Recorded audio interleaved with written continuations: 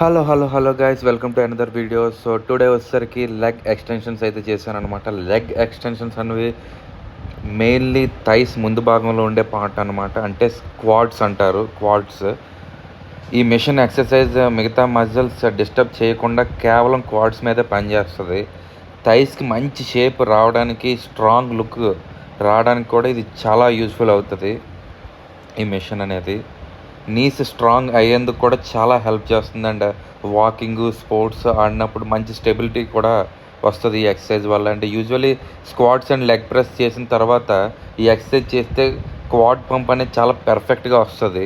స్లోగా రెప్స్ చేయాలి and form miss అవ్వకూడదు. ఒక్కో ఎక్స్టెన్షన్ నెమ్మదిగా స్ట్రెచ్ అండ్ ప్రెస్ చేయాలి. ఫాస్ట్గా చేస్తే అసలు ఏమీ యూజ్ ఉండదు. కంట్రోల్ అండ్ ఫోకస్తో చేస్తే రిజల్ట్ మాత్రం కన్ఫామ్గా వస్తుంది. అండ్ ఫైనల్ రెప్స్లో బర్న్ ఉన్నా సరే అక్కడే గ్రోత్ మొదలవుతుంది.